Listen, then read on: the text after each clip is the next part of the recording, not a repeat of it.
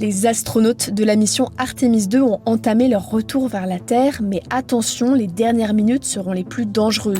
Après 4 jours de voyage-retour, les astronautes d'Artemis 2 doivent amérir ce samedi à 2h07, heure française. Depuis mardi, la capsule Orion suit une trajectoire de retour libre, la gravité Terre-Lune suffisant presque à ramener l'équipage vers la Terre. Seules quelques corrections de trajectoire sont effectuées par les propulseurs pour ajuster le point d'entrée dans l'atmosphère. Proche de la Terre, Orion va larguer son module de service. La capsule habitée pénétrera alors seule dans l'atmosphère à près de 40 000 km/h et entamera sa descente qui doit durer une quinzaine de minutes. À ce moment précis, l'air devant la capsule subit une telle pression qu'il devient un gaz appelé plasma qui atteint près de 3000 degrés. Pour protéger l'équipage, un bouclier thermique recouvre la base du vaisseau. Il s'agit d'un disque d'environ 5 mètres de diamètre composé d'Afcoat, un matériau qui se consomme progressivement pour évacuer la chaleur. Une fois la vitesse suffisamment réduite, des parachutes se déploient pour finir de ralentir la descente jusqu'à l'amérissage, mais ce système a montré ses limites. Lors de la mission Artemis 1 en 2022, des fragments de bouclier thermique se sont détachés sous l'effet de la chaleur. En cause, des gaz piégés dans le matériau qui ont créé des fissures en se dilatant.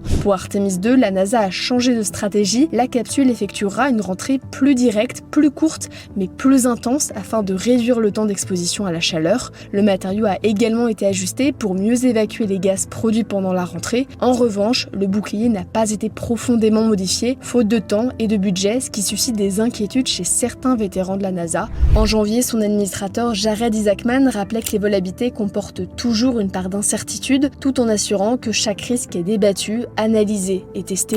Mais en l'occurrence, le nouveau bouclier a été testé uniquement lors de tests au sol, mais pas en conditions de vol.